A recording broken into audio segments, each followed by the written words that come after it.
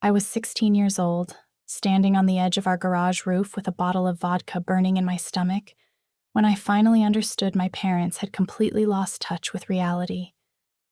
Below me, my mother stood in our backyard with her phone raised, recording, her voice bright with encouragement. "Jump into the pool!" she shouted, gesturing wildly toward the water that suddenly looked impossibly far away. "Try to break your arm. You can do it. Look at this scar." She held up her elbow, showing off the raised white line she'd carried for decades like a badge of honor. This wasn't some spontaneous teenage rebellion gone wrong. This was planned, orchestrated, required. My name is Emily Parker, and for the first 16 years of my life, I believed my parents were just strict. Maybe a little unusual in their expectations, but fundamentally invested in making me and my siblings into better people.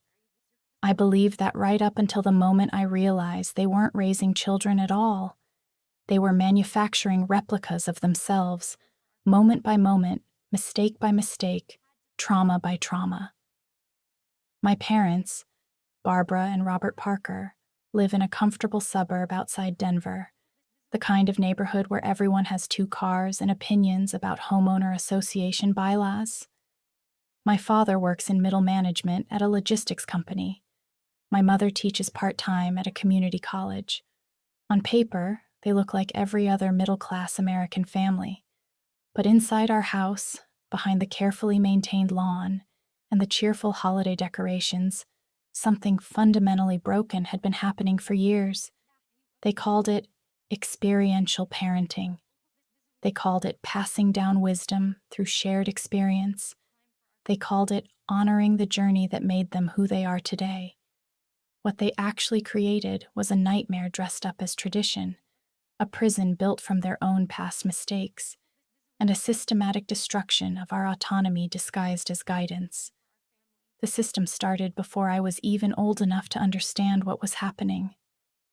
When my older brother Jason was born, my father sat down with a leather-bound journal and wrote out his entire life story, year by year, decision by decision, consequence by consequence.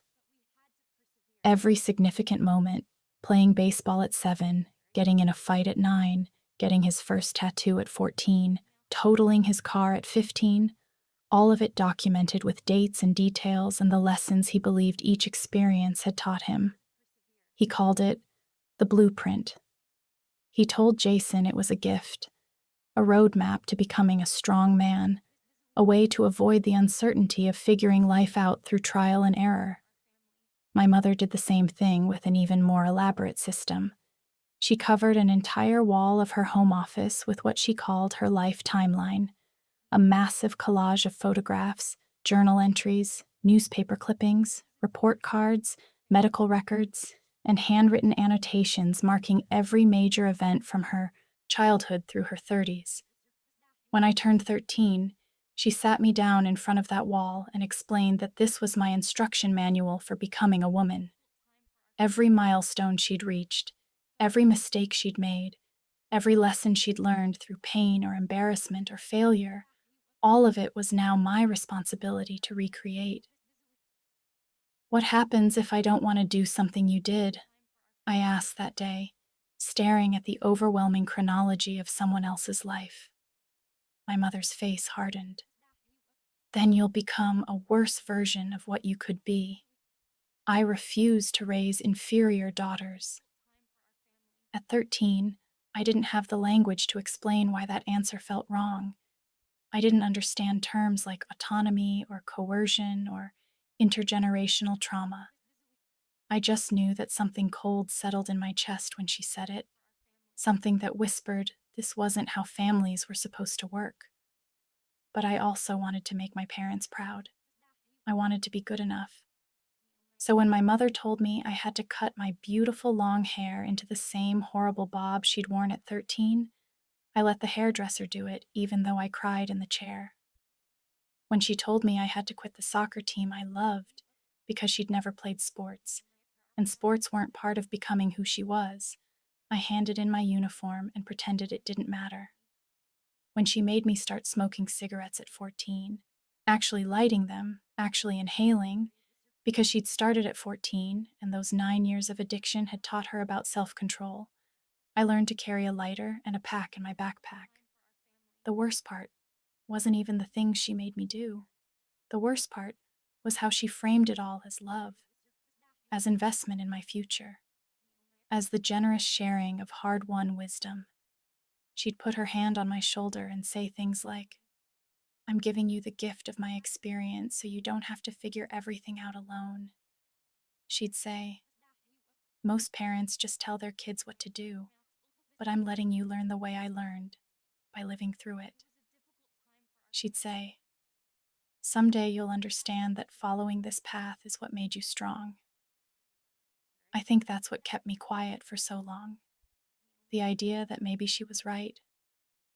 Maybe this was love, just a version of it I didn't recognize yet.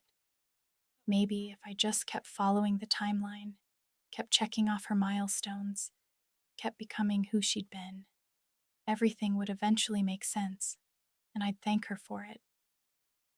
Jason had it even worse than I did, because our father's blueprint was more physically demanding and dangerous.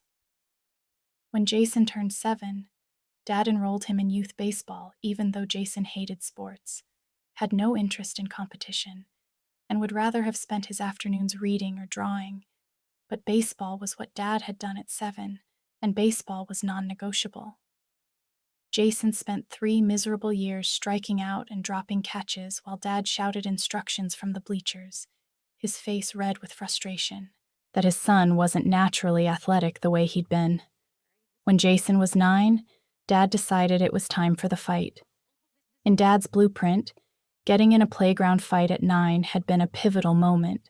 The day he learned to stand up for himself, the day he developed his fighting spirit, the day he stopped being soft and started being a man.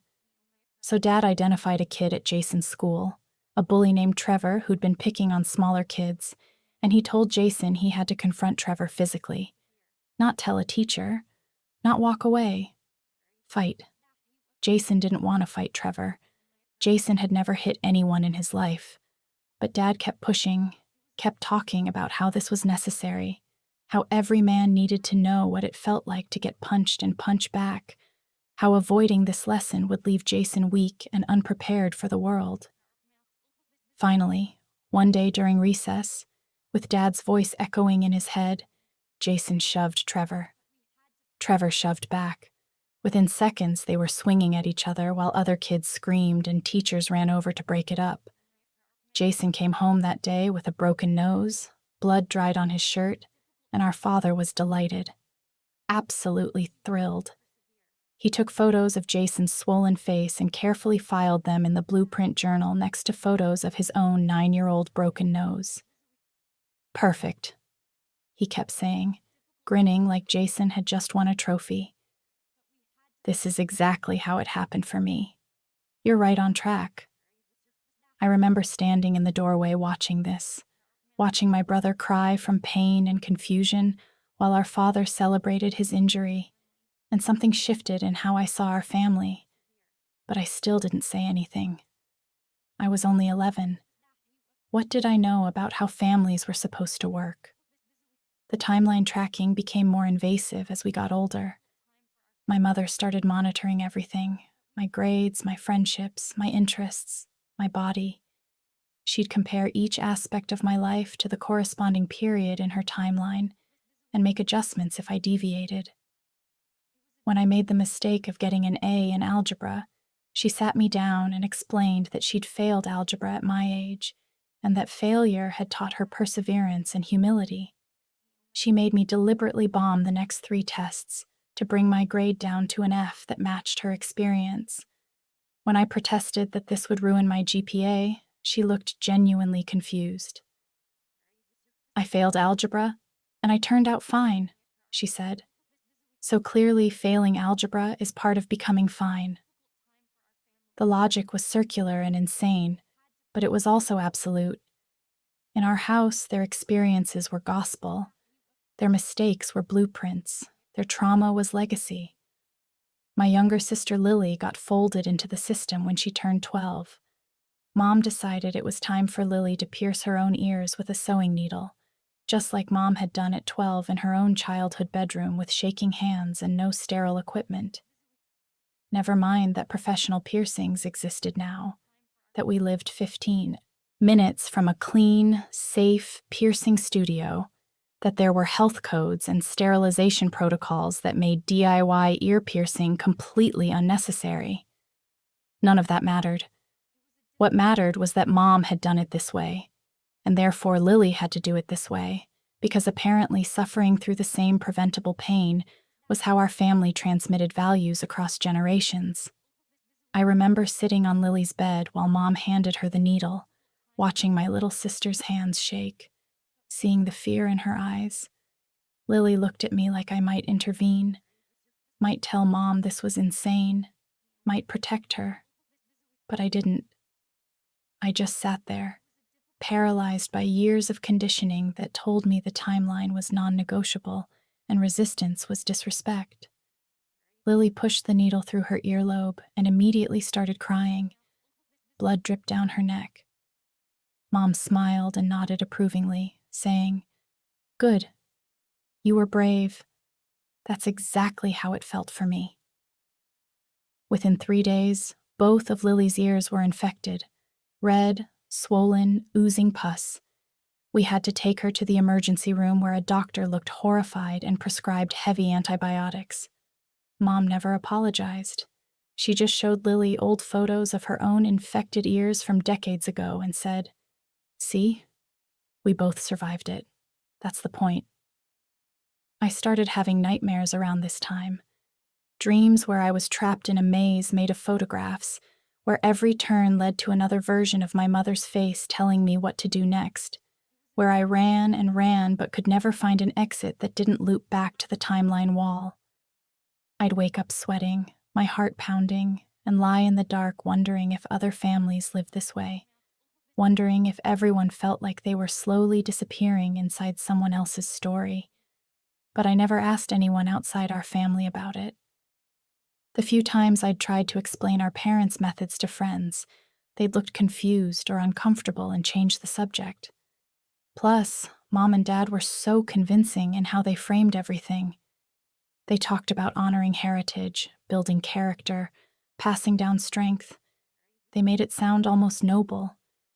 And they were always careful to point out that they'd survived everything they were asking us to do, which somehow made it seem less dangerous.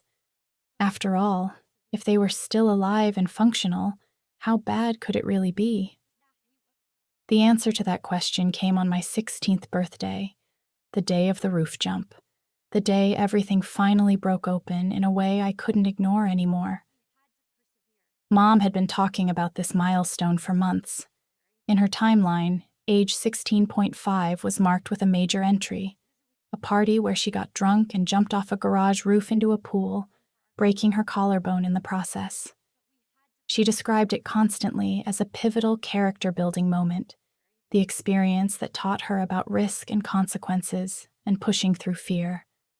The broken bone was proof she'd been brave enough to commit to the jump, fully. The scar was evidence of her courage. So naturally, I had to do it too. Mom threw me a party on a Saturday afternoon, inviting all my friends and a bunch of people I barely knew.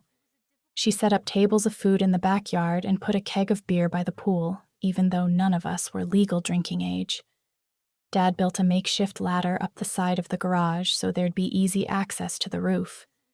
Everything was meticulously planned, choreographed, designed to recreate the exact conditions of Mom's 16th birthday party 32 years earlier. By evening, I was drunk. Really drunk. The room-spinning kind where you can't think straight and your body doesn't quite respond to your brain's commands. Mom kept refilling my cup, kept encouraging me to drink more, kept saying I needed to match her level of intoxication from that night because being scared but doing it anyway was the whole point of the exercise. Then she led me to the ladder. My friends were watching, confused but going along with it because Mom was an adult and surely adults knew what they were doing.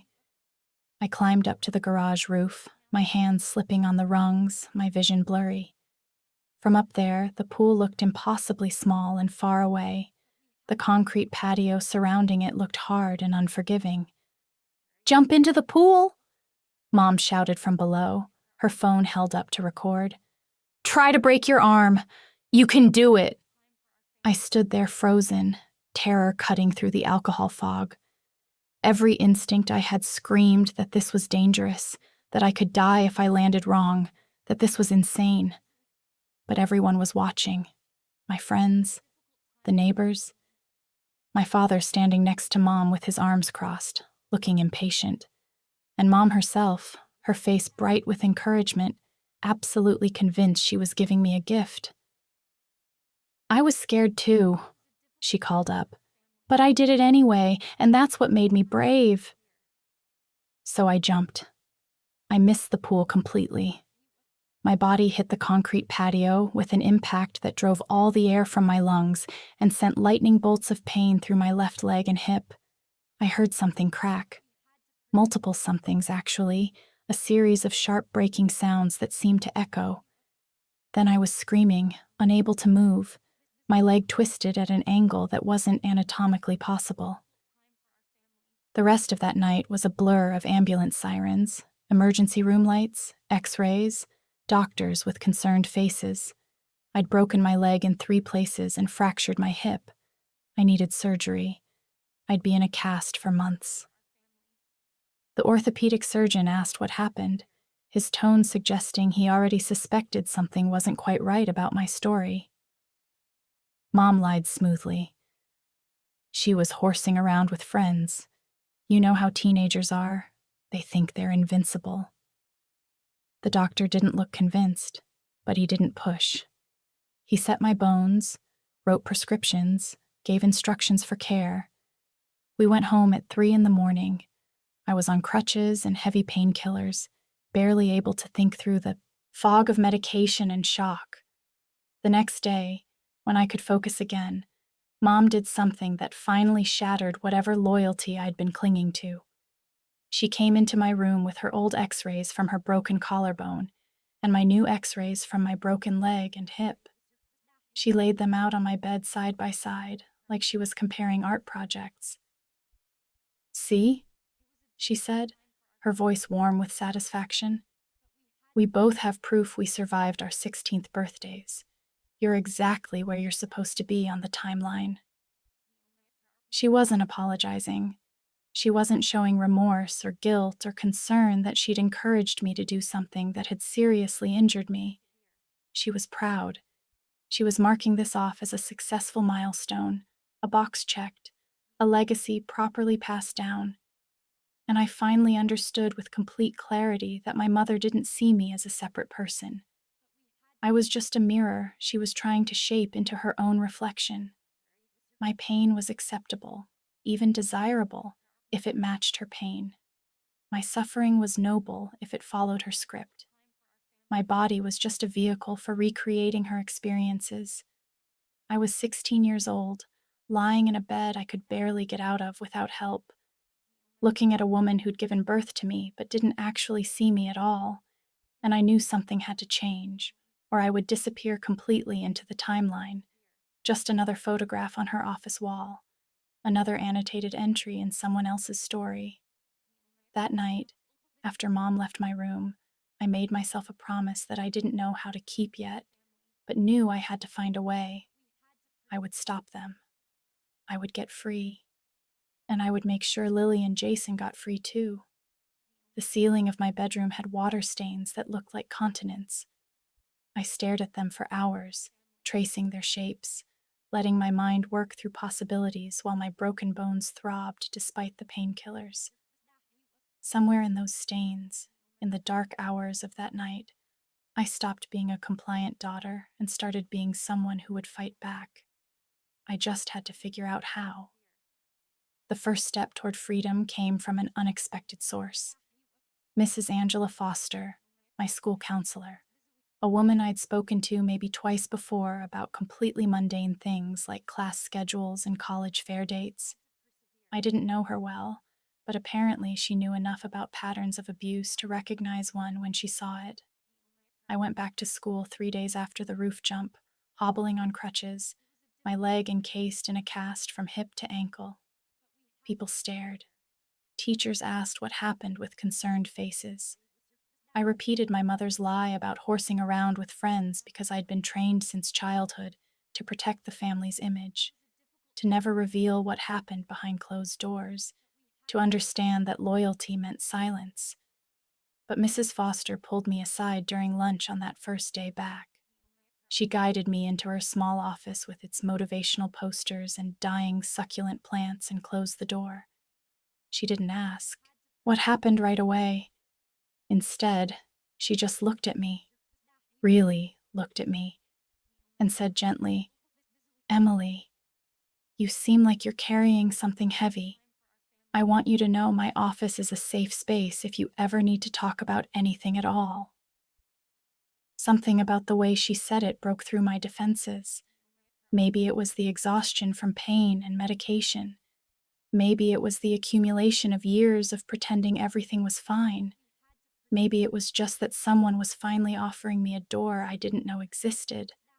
Whatever the reason, I started crying. Not delicate tears.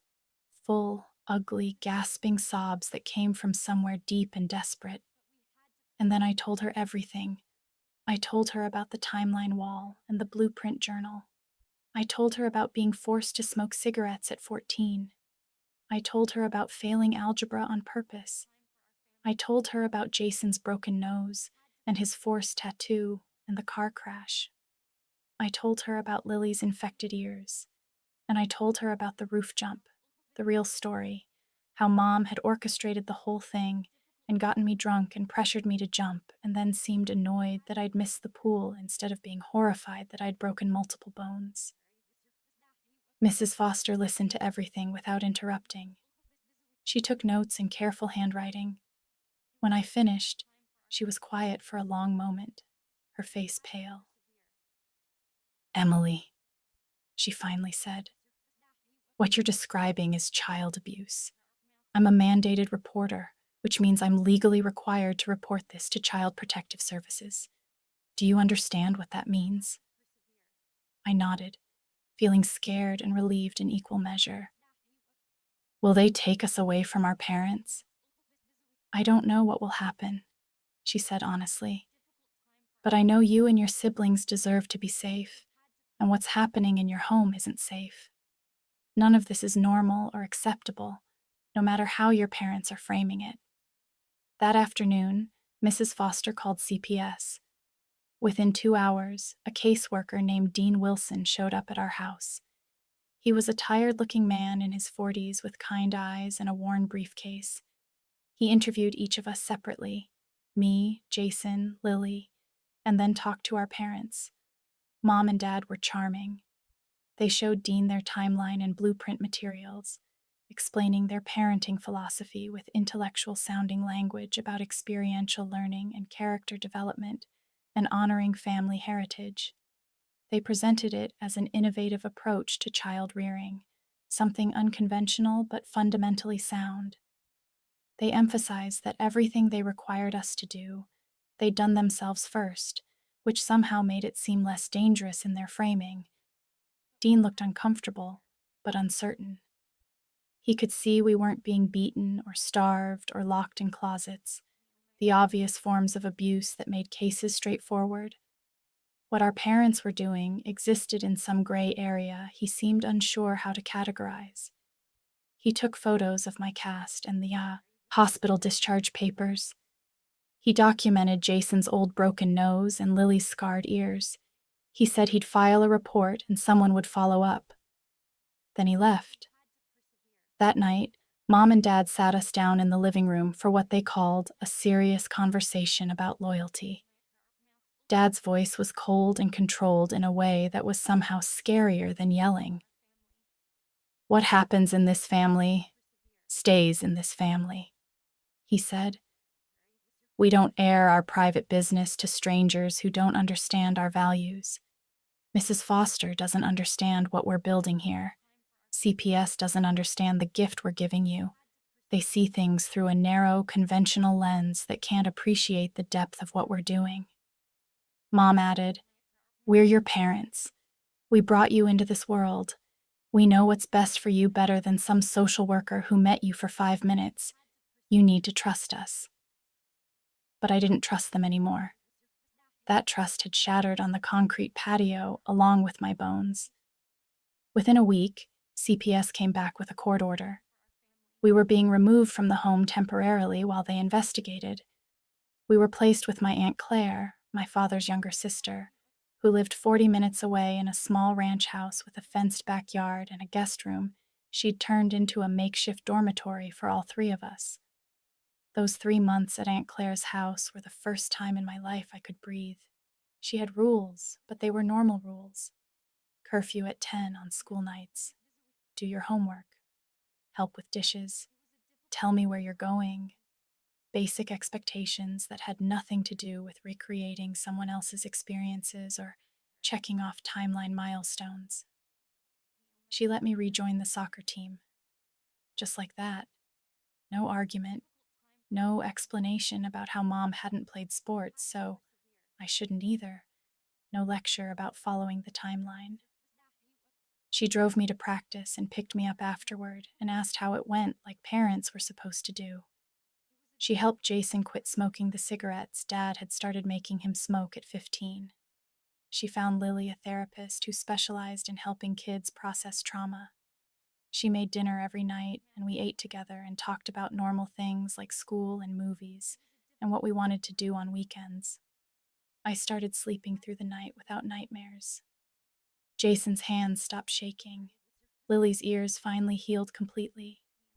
We were beginning to understand what it felt like to just be kids instead of living time capsules of our parents' mistakes. But then the court hearing happened. Mom and Dad showed up with a lawyer and boxes of evidence. They had their timeline and blueprint materials printed and bound professionally. They had testimonies from family friends about what devoted parents they were. They had a psychologist they'd hired who testified that modeling behavior for children was a normal aspect of parenting, and that parents had broad latitude in how they raised their kids according to their own values. Their lawyer argued that parental rights were fundamental and that the state shouldn't interfere with unconventional but nonviolent parenting methods.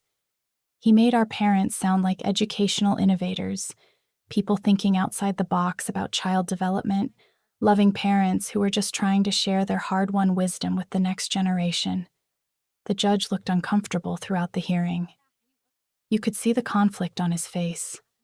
What our parents were doing was weird and probably harmful, but it didn't fit neatly into the legal definitions of abuse. They weren't hitting us. They weren't neglecting us. They were feeding us and clothing us and sending us to school.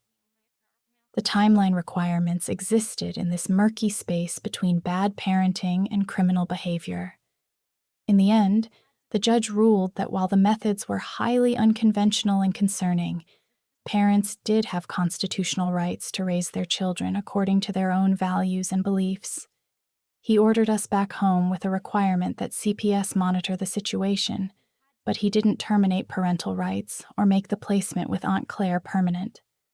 We walked through our front door that evening knowing nothing had fundamentally changed. The timeline was still on the wall. The blueprint was still on Dad's desk.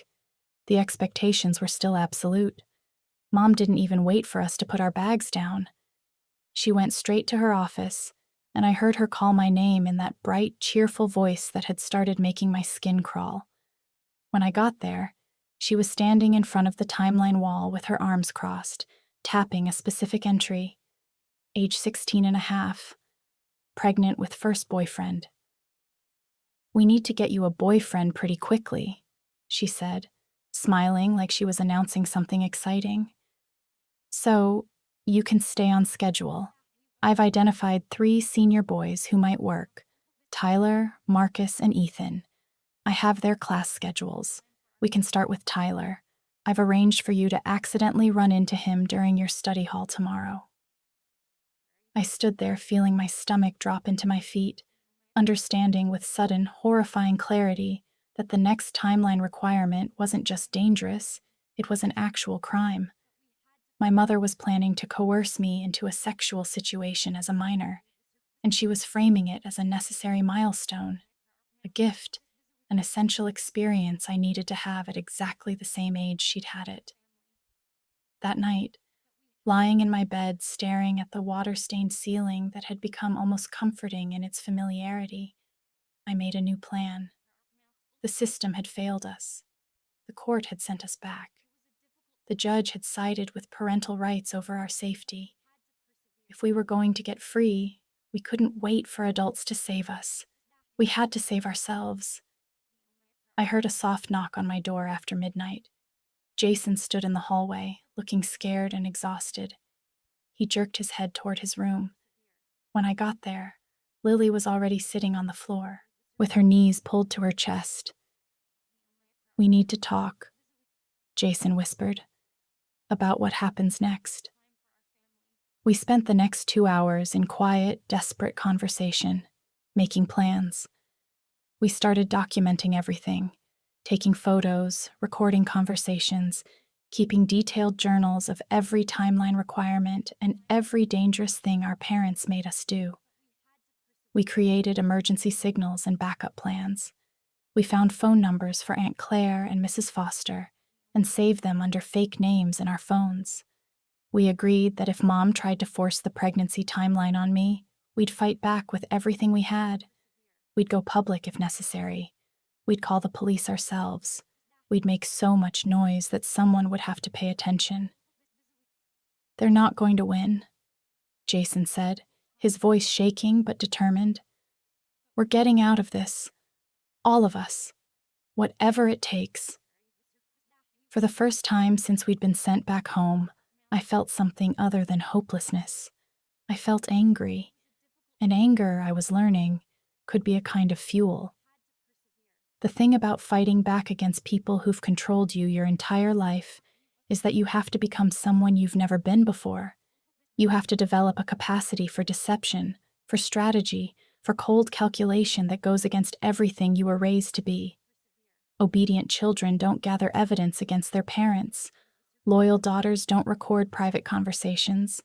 Respectful kids don't build secret escape plans. But I wasn't trying to be any of those things anymore. I was trying to survive. The morning after the late-night meeting in Jason's room, I went to school with a new sense of purpose.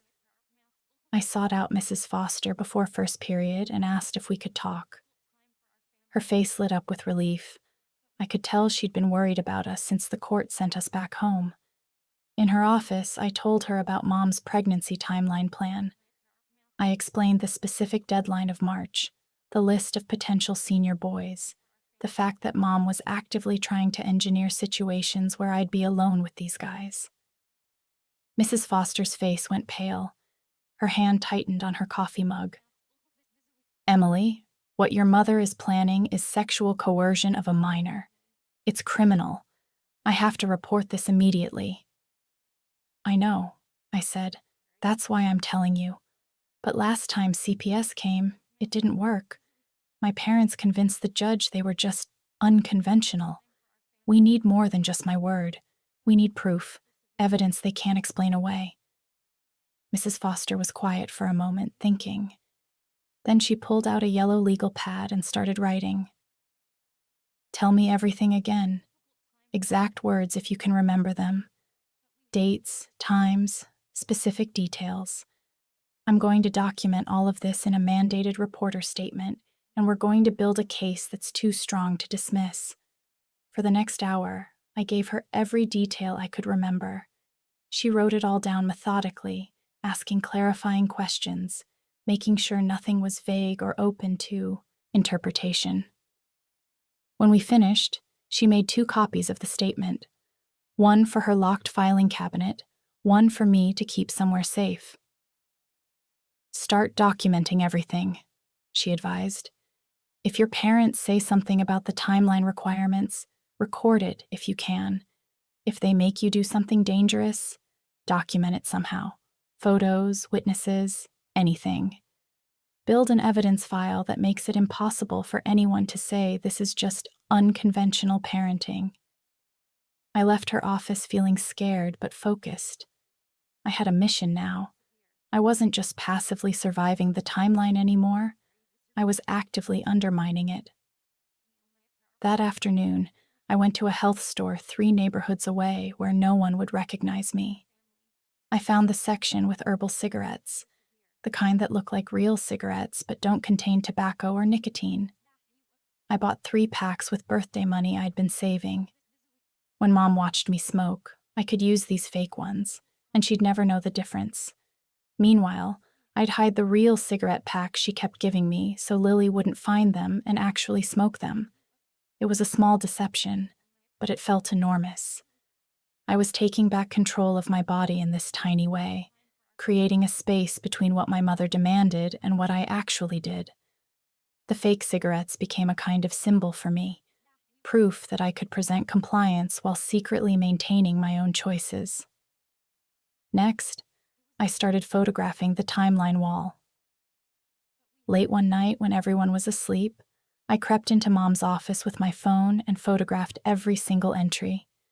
I made sure to get clear shots of the pregnancy section with all her handwritten notes about necessary life experiences and the making of me. I photographed her journal pages about getting pregnant at 16 and a half. I took pictures of everything I could find that documented her plans for me.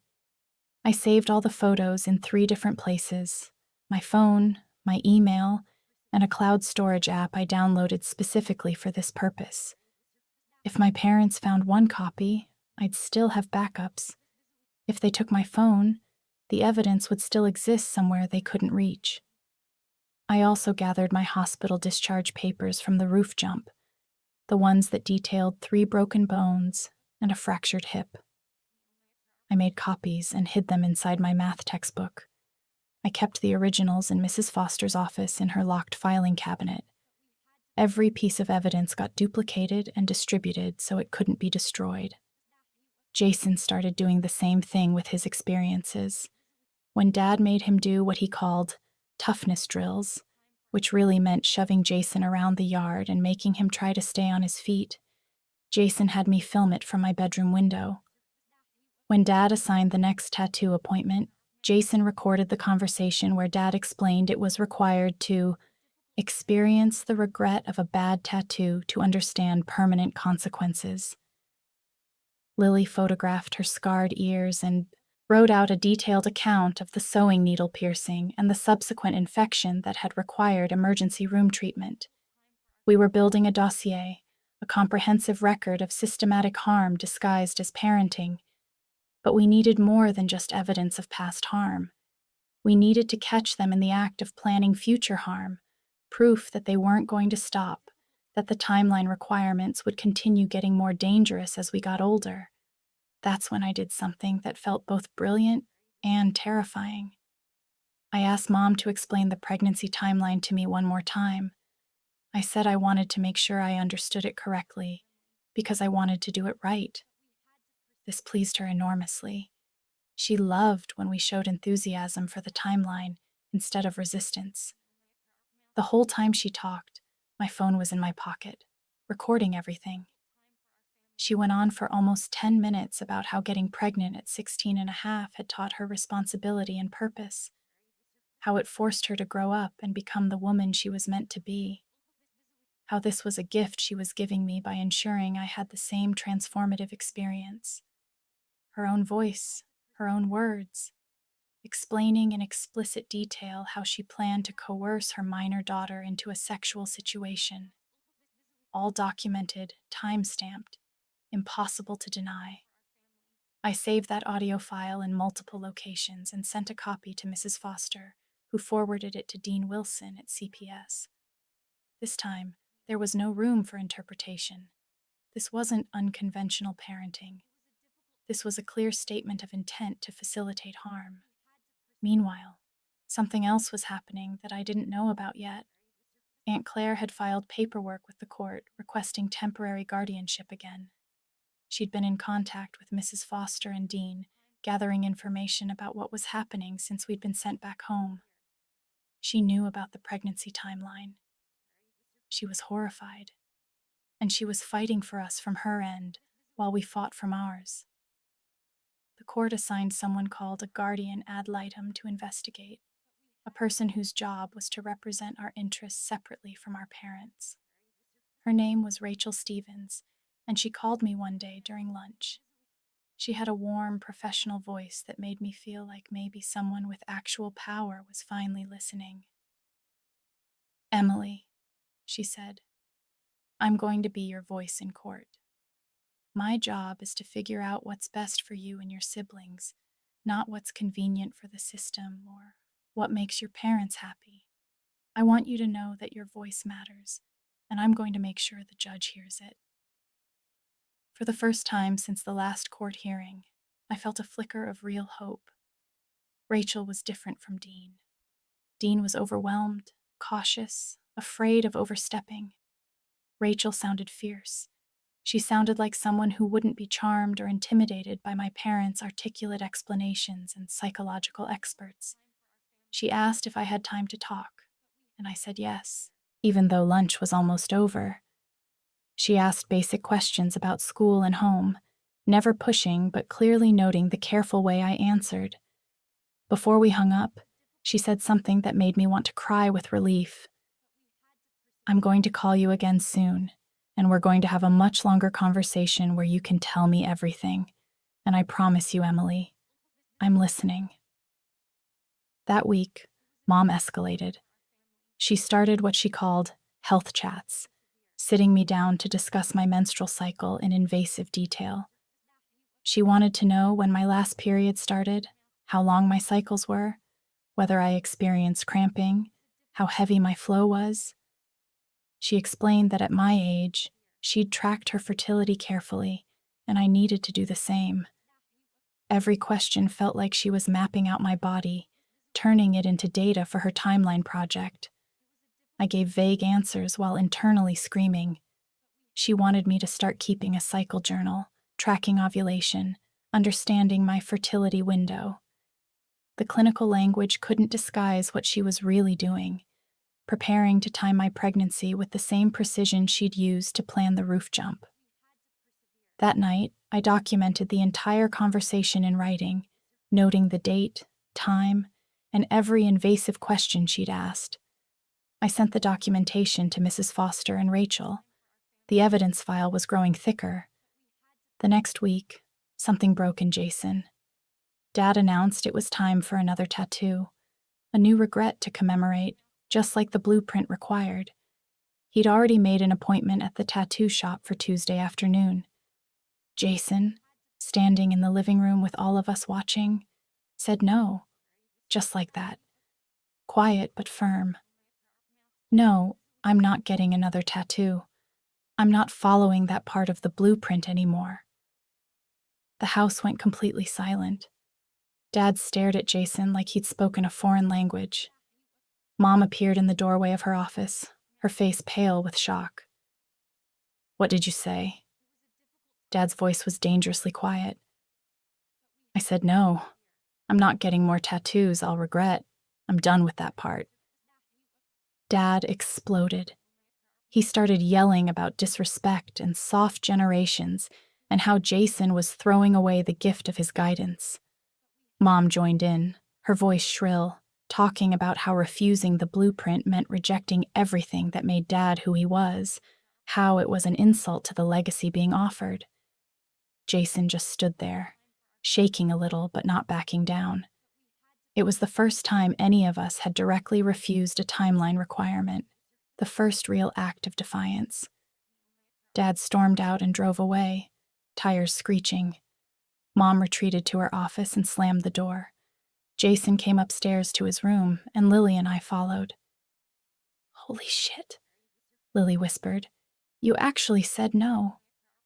"Yeah," Jason said, his voice still shaking but with something new underneath. Pride, maybe, or relief. "I did." We spent the next hour making more plans. We decided we needed an emergency system, a code word we could text to Aunt Claire that meant, "Come get us immediately," or "Call the police." We settled on timeline as the code word, something we'd never normally say in a casual text. We saved Aunt Claire's number under fake names in our phones. Mine said pizza place, Jason's said gym, Lily's said library. We practiced sending the test message and deleting it.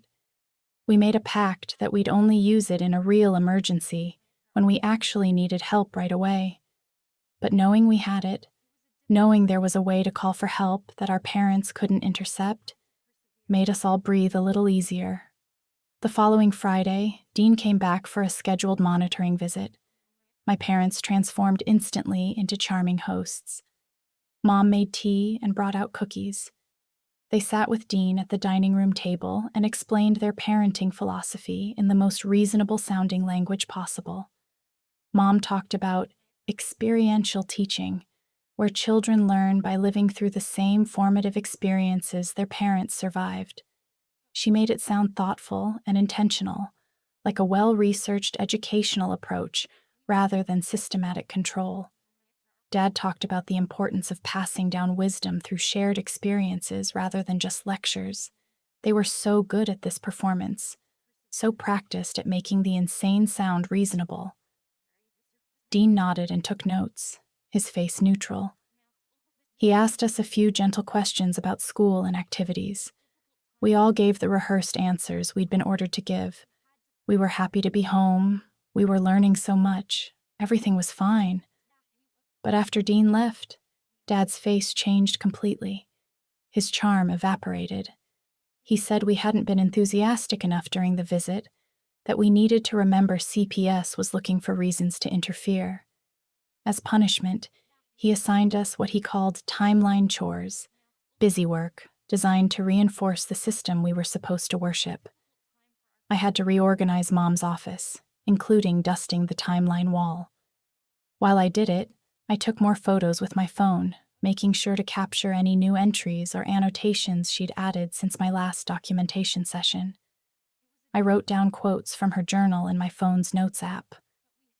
Every moment I spent in that office maintaining her shrine to herself, I was simultaneously building the case against her. Monday morning, Mrs. Foster filed a new mandated reporter statement focusing specifically on the sexual coercion risk of the pregnancy timeline. She asked me to confirm all the details again: the deadline, the matchmaking attempts, the health chats about fertility. She wrote it all down with exact dates and times, made copies, and distributed them to CPS, to Rachel, and to the court file. That same week, Rachel gathered even more evidence. She interviewed Aunt Claire, who brought school records showing our grades had improved during the 3 months we lived with her. She brought my soccer team roster proving I'd rejoined. She brought medical records showing Lily's ear infections had cleared up completely after we left our parents' supervision. Aunt Claire also wrote a detailed statement describing our daily routines at her place, how we'd thrived with normal rules and freedom to make our own choices. She submitted everything to Rachel as evidence that we did better, significantly better, outside our parents' control. Tuesday afternoon, Rachel called and asked if she could interview me privately at school. Mrs. Foster arranged for us to use an empty classroom during my free period. Rachel sat across from me and said she wanted to hear everything in my own words. I played her the audio recording of Mom explaining the pregnancy timeline. I showed her every photograph of the timeline wall with the pregnancy entry clearly visible. I showed her pictures of Mom's journal entries describing how transformative it had been to get pregnant at 16 and a half. I showed her my hospital discharge papers from the roof jump documenting 3 broken bones and a fractured hip. Rachel examined everything carefully, asking questions, taking notes, never looking shocked or overwhelmed, just focused and professional and thorough. When we finished, she thanked me for being so meticulous with documentation. "This is going to be very important for the judge to see," she said. "You've built a strong case, Emily. You've given me exactly what I need to protect you." Building that evidence file had been exhausting and scary and required me to become someone I'd never been before, calculating, secretive, willing to deceive the people who'd raised me. But sitting there with Rachel, Watching her organize the proof of my parents' systematic harm, I knew it had been worth it. We weren't helpless anymore. We had weapons, and we were finally ready to use them. The reckoning began on a Wednesday morning when Dean Wilson received an anonymous tip through the CPS hotline. Someone, I still don't know who, had sent a clip of my audio recording where Mom explained in explicit detail how she planned to engineer my pregnancy at 16 and a half to match her timeline. The recording came with a simple message. This is child endangerment. This is sexual coercion. This is a crime. Dean called our house that afternoon. I heard Dad answer the phone, heard his voice go tight and controlled when Dean said he was doing an unannounced visit the next day. No warning, no time to clean up or rehearse or prepare the usual performance. Just, I'll be there tomorrow at 2:00. My parents spent that evening in tense, whispered conversations. Mom paced her office. Dad made several angry phone calls to their lawyer. We stayed quiet in our rooms, trying to be invisible, knowing something was finally happening, but not sure what. Saturday afternoon, the doorbell rang. Dean stood on our porch looking tired but determined. Mom tried to be friendly, offering coffee and small talk, but Dean cut through it immediately. I need to see the whole house, he said. Every room. Mom started giving him a tour, talking fast, trying to control the narrative. She attempted to skip her office, but Dean was firm. I need to see every room, Barbara, including your office. They walked in, and Dean stopped in front of the timeline wall. He just stood there for a long moment, reading entry after entry.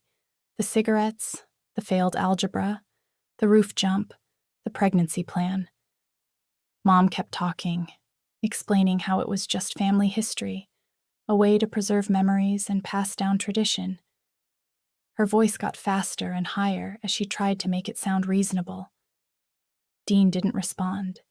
He just kept reading and taking notes, his face getting more serious with each entry. He spent 15 minutes in front of that wall, photographing every section, zooming in on the pregnancy entry with its detailed annotations about necessary experiences and transformation through motherhood at 16. Mom's explanations became increasingly frantic. She talked about experiential learning and character development, and how everything she required, she'd survived herself. She pulled out research articles about modeling behavior. She showed him testimonials from the psychologists they'd hired. Dean listened politely and kept photographing. When he finished, he thanked her for the tour and said, I'll be in touch. Then he left without the coffee she'd offered. After his car pulled away, Mom went straight to her office and called their lawyer. I could hear her voice through the door, pitched high with worry. He photographed everything, the whole timeline. He looked at it like it was evidence of a crime. We need to do something. The something they decided to do was double down. If CPS thought they were being too controlling, they'd prove CPS was wrong by being even more aggressive about the timeline. It was backwards logic born of desperation, but that's what they chose. Monday morning, Dad woke Jason up at dawn and dragged him outside to the yard where a neighbor boy was already waiting. Fight practice, Dad announced. Since you refused the tattoo, we need to reinforce other aspects of the blueprint. I watched from my window as they sparred. Except it wasn't sparring. It was Dad and this other kid actually punching Jason while Dad shouted encouragement. Jason tried to defend himself, but he was clearly overwhelmed. The neighbor kid was bigger and more aggressive. He landed punches on Jason's ribs and arms. Dad kept pushing Jason harder, yelling at him to hit back, to show some spirit, to remember this was building character. After 20 brutal minutes, Dad finally called it done. Jason came inside holding his side, his face red, his breathing labored. During gym class the next day, I saw the bruises covering his ribs and arms, purple and yellow and ugly. At lunch, I texted Mrs. Foster, who pulled Jason out of his next class and photographed every bruise, documenting the extent of the damage with timestamps and written descriptions of what had caused each injury. She added the photos to the expanding file on her computer, the one labeled with our last name that had been growing thicker by the week. Meanwhile, Mom was escalating with me. Wednesday evening, she announced we were going to coffee with one of the senior boys on her list, Tyler, whether I wanted to or not. She'd already texted his mother to arrange it. We were meeting him at the cafe near school on Saturday at 2 o'clock. I felt my stomach drop, but I kept my voice steady. I have too much homework this weekend, and my leg still hurts from the old injury when I walk too much. You're making excuses, Mom said sharply. I'm giving you a gift, and you're throwing it in my face. This is happening Saturday. Be ready. That night, I called Rachel from the bathroom with the shower running to mask the sound. I told her about the forced coffee date. She said she was filing an emergency motion immediately, that what Mom was doing constituted sexual coercion, and the court needed to intervene before the situation escalated further. Thursday morning, Mom woke me up early and said we were leaving right then to meet Tyler for coffee instead of Saturday. She'd moved up the timeline, trying to catch me off guard, to force the interaction before I could refuse or tell anyone. I refused to get in the car. I said clearly and loudly, "No, I'm not going anywhere with you." Her face twisted with rage. "You ungrateful, disrespectful. After everything I've done for you, after all the wisdom I'm trying to share, you refuse the gift?" "It's not a gift," I said, my voice shaking but firm. "It's coercion, and it's illegal, and I'm not doing it." I had my phone in my pocket, recording the entire exchange. Mom started yelling about how getting pregnant at 16 had made her who she was, how I was throwing away the chance to learn responsibility and purpose, how I'd regret this refusal for the rest of my mediocre life. She ranted for almost 10 minutes while I stood there silent, letting her words document themselves. As soon as she finally stormed off, I sent the recording to Rachel before I even left the house. Friday morning, Rachel filed her emergency motion. The court scheduled a hearing for the following Wednesday, expedited because of the immediate risk. Rachel requested interim protective orders that would ban my parents from making us do any timeline requirements while the case was pending. She attached the audio recordings, the photographs, the bruise documentation, Mrs. Foster's detailed mandated reporter statements, and her own thorough investigation report. When my parents received the court summons on Saturday, they went ballistic. Dad started yelling about government overreach and persecution of traditional families. Mom cried and said we were destroying everything she'd tried to build, all the legacy she'd tried to pass down. They called us traitors and ingrates and said we'd regret this betrayal for the rest of our lives. But they couldn't actually do anything to us because by then, Rachel had gotten a judge to sign temporary protective orders. Dean came to our house Sunday afternoon with police officers and explained that my parents were now legally prohibited from forcing us to do any activities we refused, from discussing timeline requirements with us, and from punishing us for noncompliance.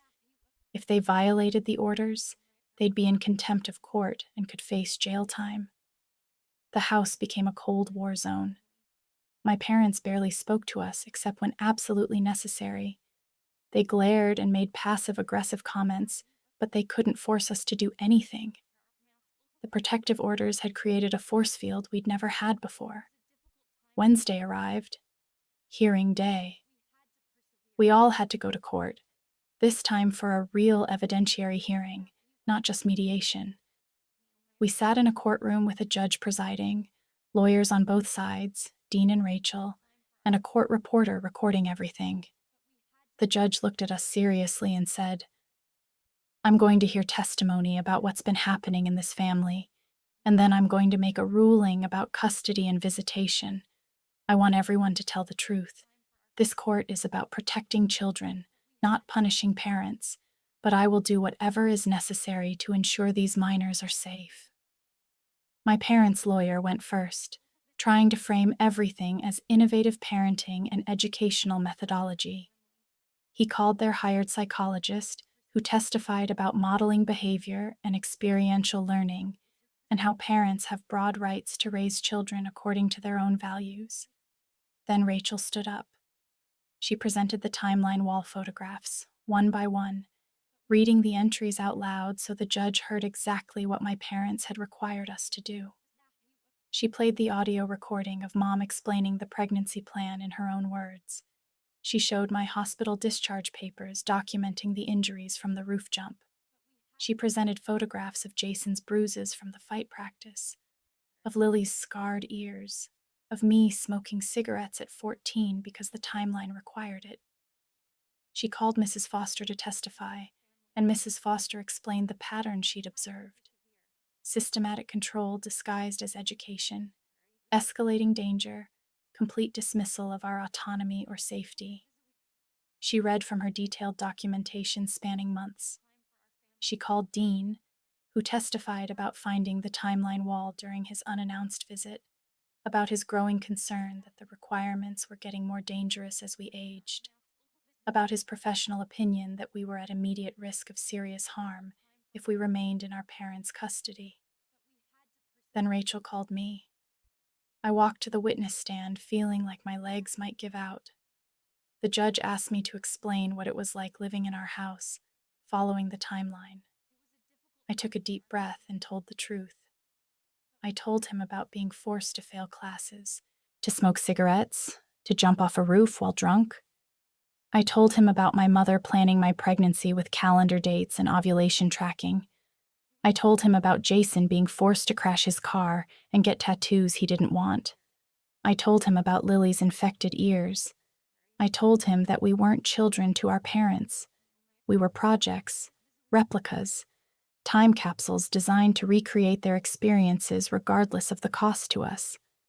I told him that I didn't know who I was supposed to be because I'd spent my entire life being told to be someone else, that I'd lost myself in the timeline wall, in the endless requirements, in the absolute certainty that my parents knew better than I did what my life should look like. My voice broke when I said, I just want to be allowed to choose my own life, to make my own mistakes, to figure out who I am without following someone else's script. I want my siblings to have that same chance. Please. The courtroom was completely silent when I finished. The judge thanked me, and I went back to my seat next to Rachel, shaking. Then the judge asked my parents if they wanted to testify. They both did. Mom took the stand first and tried to explain how the timeline was about love, about not wanting us to waste years figuring out lessons she could teach us immediately. She cried and talked about her own difficult childhood, about how her mother had used similar methods and she'd turned out fine. She said everything she'd required us to do. She'd survived herself, so how could it be abuse? I love my children, she said, her voice breaking. Everything I've done has been to make them strong and resilient and capable. The timeline is my legacy. It's all I have to give them. Dad testified next, defensive and angry. He talked about how soft the current generation was, how kids needed to be toughened up, how experiencing hardship built character. He said Jason had been becoming weak and fearful before he implemented the blueprint, and all he'd tried to do was make his son into a man.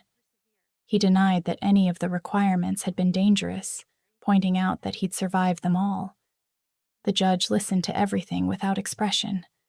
When both sides finished presenting evidence, he said he'd take a brief recess to review the materials and then render a decision. We sat in that courtroom for 45 minutes in absolute silence, waiting. I watched my parents across the aisle, Mom with her hands clenched in her lap, Dad staring straight ahead with his jaw tight. They looked smaller somehow, diminished. For the first time, I saw them clearly, not as powerful authorities who controlled every aspect of my life, but as damaged people trying to make sense of their own trauma by forcing their children to relive it. Understanding that didn't make me forgive them, but it helped me stop being afraid of them. Finally, the judge returned and everyone stood. He looked at my parents with something between sadness and anger. "I've reviewed all the evidence," he began, "and I want to be very clear about what I've found here. These are not innovative parenting methods. This is not experiential education. This is systematic psychological and physical abuse dressed up in academic language. Mrs. Parker, you documented your explicit intention to facilitate a sexual situation for your 16-year-old daughter to match your own experience. That is sexual coercion of a minor. That is illegal. The fact that you experienced it yourself doesn't make it acceptable to impose on your child. It makes it intergenerational trauma. Mr. Parker, you forced your son to deliberately crash a vehicle, resulting in a concussion.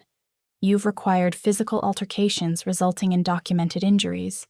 You've coerced a minor to get a permanent tattoo. These are not character-building exercises. They're dangerous and harmful. Both of you have systematically denied your children the ability to develop their own identities, make their own choices, and learn from their own experiences. You've treated them as vehicles for recreating your past, rather than as individuals with their own futures. I am granting temporary guardianship to Claire Morrison, effective immediately. Visitation will be supervised only, 2 hours per week at a family services center. Before any modification of this arrangement can even be considered, you must complete a comprehensive parenting program, individual therapy, and family therapy. You will submit to regular psychological evaluation, and you will demonstrate, over a sustained period of time, that you understand why what you've done is harmful, and that you're capable of seeing your children as separate people, rather than as extensions of yourselves. This court's first responsibility is to these children's safety, and right now, they are not safe in your custody. He brought down his gavel, and it was over. The immediate aftermath felt surreal. We left the courthouse with Aunt Claire and drove to her house while my parents left with their lawyer to figure out what came next for them. The drive took 40 minutes, and nobody said much. Jason stared out the window. Lily fell asleep against my shoulder. Aunt Claire kept one hand on the wheel and reached over a few times to squeeze my hand. When we got to her house, she made us all hot chocolate even though it was barely cold outside. We sat around her kitchen table, and she said, "I know this is overwhelming and scary and probably confusing. I want you to know that you're safe here. This is your home now, for as long as you need it. We're going to figure everything out together." That night, I unpacked my bags in the room I'd share with Lily. I hung up my clothes, arranged my books on the shelf, set my phone charger by the bed. Normal things, small things. The kind of mundane domestic actions I'd never been able to do without wondering if they matched Mom's timeline for that exact age. I found myself crying without quite knowing why. Relief, maybe. Exhaustion. The sudden absence of fear. Or maybe just the overwhelming strangeness of being allowed to arrange my own room however I wanted without checking anyone's approval first. Lily came in and sat on her bed watching me. "Are you okay?" she asked quietly. "Yeah," I said, wiping my eyes. "I think I am. Are you?" "I don't know yet," she said honestly, "but I think I might be, eventually." The first few weeks at Aunt Claire's house, we all moved carefully, like we were learning to walk on legs that had been broken and were still healing. We kept waiting for someone to tell us what to do, to hand us a schedule, to require something. But Aunt Claire just let us be. She let me rejoin the soccer team. I filled out the registration forms myself, and she signed them without questions. Practice started that week, and I ran drills with my teammates like I'd never left. Coach put me back in my old position. My body remembered the movements: cutting, dribbling, passing, shooting. For those 2 hours every afternoon, I was just a player working on skills and trying to score goals, not someone's timeline requirement, not a replica being molded. Just me, playing a sport I actually loved. Jason started seeing a trauma therapist twice a week. Dr. Reynolds specialized in helping people process traumatic experiences. She worked with him on the car crash, on the physical altercations Dad had forced, on the tattoos he regretted. After a few sessions, she suggested he practice driving again in a controlled environment to help him overcome the fear. Aunt Claire took him to empty parking lots early on Sunday mornings. He'd drive slow circles while she sat in the passenger seat and reminded him he was safe. At first, his hands shook so badly he could barely grip the wheel, but gradually, over weeks, the shaking lessened. His nightmares about the crash started happening less frequently, once a week instead of nightly. One Sunday morning, he drove us all to breakfast. Just a normal trip to a diner, nothing dramatic. But when we got there and he turned off the engine, he sat back with this expression of quiet amazement. "I did it," he said. "I actually drove somewhere and didn't panic." Lily started healing too, in her own way. Aunt Claire found her a therapist who worked with younger kids. Lily also started drawing again, something Mom had discouraged because Mom hadn't been artistic at Lily's age. She filled sketchbook after sketchbook with elaborate fantasy scenes, creatures, landscapes.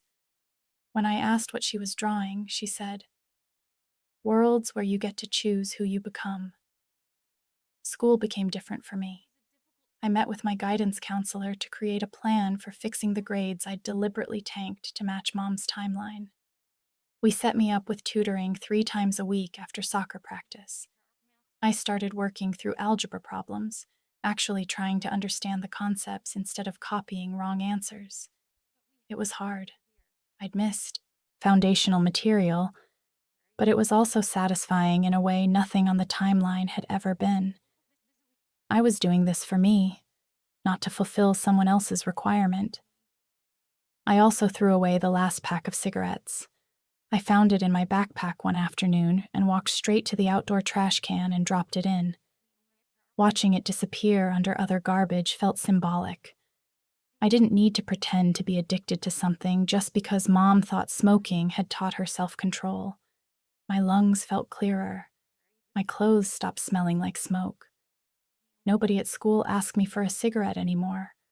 I was just a regular teenager who didn't smoke, and that was okay. The supervised visits with our parents happened every Wednesday evening at a family services center downtown. A social worker sat in the room with us the entire time. The first few visits were incredibly awkward. Mom and Dad seemed like strangers, stiff and uncertain. They didn't know how to interact with us without the timeline structure to guide conversation. Mom would ask about school, and I'd give brief answers. Dad would ask Jason about his classes, and Jason would respond in monosyllables. We'd sit there for 2 hours, making stilted small talk until the social worker announced time was up. But they were trying, in their limited way. They showed us paperwork, proving they'd enrolled in the court-mandated parenting classes. They talked about their family therapy sessions, how hard it was to examine their own childhoods and understand how their parents' methods had harmed them. Mom mentioned her mother had used similar controlling methods, forcing her to recreate her grandmother's experiences, and she was beginning to understand that trauma could be passed down through generations. "I thought I was giving you a gift," she said during one visit, her voice small. "I thought I was protecting you from uncertainty. I didn't understand I was taking away your chance to be yourselves." It wasn't an apology exactly, but it was acknowledgement. That was something. Over the next several months, CPS created a formal case plan with specific goals our parents had to meet. They had to complete 12 weeks of intensive parenting classes that focused on child development and autonomy. They had to attend family therapy twice a month with a therapist who specialized in control and abuse dynamics. They had to see individual therapists who could help them process their own trauma and understand how they'd perpetuated it. They had to submit to regular psychological evaluations and demonstrate real progress, not just compliance. Aunt Claire coordinated everyone's schedules, making sure we got to therapy appointments and supervised visits. Dean checked in with us weekly to see how we were adjusting. He always asked if we felt safe, if our parents had tried to contact us outside approved times. The answer was always no. They were following the rules because they understood violating them would mean losing visitation completely. At school, I started actually excelling. Without the requirement to fail classes that Mom had failed, my grades shot up. I pulled A's in algebra, in chemistry, in English. Teachers started writing comments on my papers like excellent analysis and really impressive work. I made honor roll for the first time in years. I also started thinking about college. My guidance counselor helped me research schools with good programs in the things I was actually interested in. Environmental science, maybe, or public policy. The idea that I could choose my own major, my own career path, my own future still felt foreign and thrilling. One afternoon, I was in Aunt Claire's study using her computer to research scholarship programs when I found an old corkboard in the back of the closet. I pulled it out, brushed off the dust, and carried it to my room. I pinned up a single photo. Me at soccer practice, covered in mud, smiling. In the picture, I looked completely like myself. I stared at all the blank space around that one photo, understanding that whatever came next got to be my choice, my timeline, my life. The blankness wasn't empty. It was full of possibility. 3 months after the final hearing, we had a review with the judge. Dean submitted a report showing our parents had attended all their required classes and therapy sessions. They'd followed all the visit rules. They were making progress in understanding why the timeline and blueprint had been harmful. But the report also noted they still had significant work to do. They still talked about their methods as misguided rather than abusive. They still struggled to fully see us as separate individuals. They still thought they could eventually explain their way back into our lives. The judge reviewed everything and made his ruling. Guardianship would continue with Aunt Claire for 12 more months. Supervised visits would remain on the same schedule. Before any modification could be considered, our parents needed to complete the full treatment program and demonstrate sustained change, not just temporary compliance. My parents looked disappointed but not surprised. They'd been hoping for increased visitation, maybe unsupervised time. But the judge was clear. Trust had to be rebuilt slowly, over time, with consistent evidence that they understood the harm they'd caused and were capable of seeing us as individuals. After the hearing, Aunt Claire took us all out for dinner at a normal chain restaurant. We ate burgers and fries and talked about regular things, upcoming tests, soccer playoffs, a movie Lily wanted to see, just a normal family doing normal things. At one point, Jason looked around the table and said, "Is this what it's supposed to feel like? Just living?" "Yeah," Aunt Claire said gently. "This is what it's supposed to feel like." The healing wasn't linear. I still had nightmares sometimes about the timeline wall, about being trapped in photographs of someone else's life. Jason still flinched when he heard raised voices. Lily still struggled with trusting adults. We all still carried the weight of those years. But we also had therapy. We had each other. We had Aunt Claire's patient, unconditional support. We had teachers and counselors and coaches who saw us as individuals and helped us figure out who we wanted to be. We had time and space and safety to reconstruct ourselves piece by piece. I started writing in a journal, not to document requirements or track milestones, but just to process my thoughts and feelings. I wrote about soccer games and algebra tests and college applications. I wrote about the slow, painful process of forgiving myself for all the years I'd been compliant, for not fighting back sooner, for believing my parents when they said the timeline was love. My therapist helped me understand that compliance wasn't weakness, it was survival, that I'd done the best I could with the resources and understanding I had at each age, that recognizing the abuse and fighting back when I finally could was courage, not cowardice. One day, almost a year after the final hearing, I was in my room when Lily knocked on the door. She came in holding a small package wrapped in tissue paper. "I made something for you," she said shyly. She handed me the package and I unwrapped it carefully. Inside was a drawing she'd done, a portrait of me playing soccer, mid-kick, my face focused and determined. At the bottom, she'd written in careful letters, "Emily choosing her own life." I started crying and pulled her into a hug. "It's perfect," I said. "Thank you." "You saved us," she whispered. "You and Jason. You fought back when I was too scared to. You got us out." "We saved each other," I said. "All three of us. We did it together." That night, I pinned Lily's drawing up on my corkboard next to the soccer practice photo. 2 images now. 2 pieces of my actual life.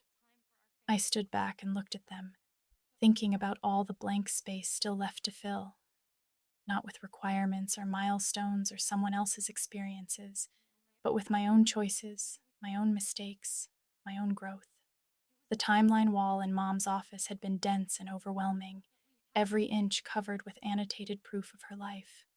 My board was sparse and open, just beginning.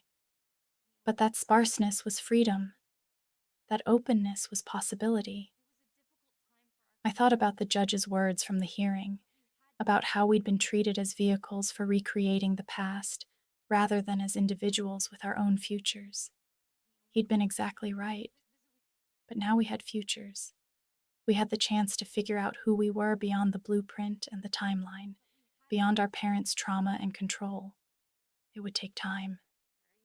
Healing always does.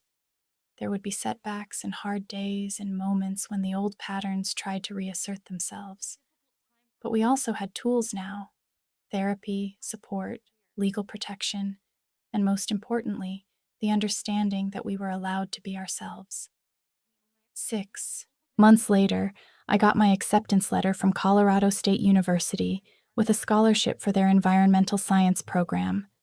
I'd chosen it myself, applied myself, written essays about finding my voice and learning to trust my own judgment. When the letter came, I ran to show Aunt Claire, who cried happy tears and said she was proud of me. At our next supervised visit, I brought the acceptance letter to show my parents. Mom read it, and her face did something complicated. Pride mixed with sadness, mixed with something that might have been regret. "Environmental science," she said quietly. "I never knew you were interested in that." "You never asked," I said, not unkindly, just stating fact. She nodded slowly, tears in her eyes. "No, I didn't. I told you what you should be interested in instead of finding out who you actually were." She looked up at me. "I'm proud of you, Emily, and I'm sorry. I know that doesn't fix anything, but I'm sorry." It was the first real apology she'd ever given me. It didn't erase the years of control and harm, but it was a start. Maybe eventually we could build some kind of relationship, not the one she'd envisioned where I was a replica of her, but something real where we were 2 separate people who happened to be related. Maybe, or maybe not. Either way, I'd be okay. I had my own life now, my own future, my own choices. The timeline didn't control me anymore. On the day I moved into my dorm that fall, Aunt Claire and Jason and Lily all helped me carry boxes up 3 flights of stairs. We decorated my half of the room with posters and photos and the corkboard that now had a dozen images pinned to it: soccer games, birthday parties, family dinners at Aunt Claire's, my high school graduation. A collage of my actual life, chosen by me. After everything was unpacked, we all went out for pizza. Sitting in that booth with the people who'd fought alongside me and supported me through the hardest years, I felt something I hadn't felt in a long time: genuine happiness. Not the performance of happiness my parents had required, but the real thing. Messy and complicated and mixed with other emotions, but real. To new beginnings, Aunt Claire said, raising her glass of soda. We all clinked our glasses together. To new beginnings, we echoed. And to choosing our own lives, I added silently. To writing our own stories, to breaking free from inherited trauma and building something better. The future stretched ahead of me, blank and open and terrifying and beautiful. I didn't have a roadmap. I didn't have a timeline to follow. I didn't know exactly who I'd become or what mistakes I'd make or what lessons I'd learn. But they'd be mine. My mistakes, my lessons, my life. And that made all the difference.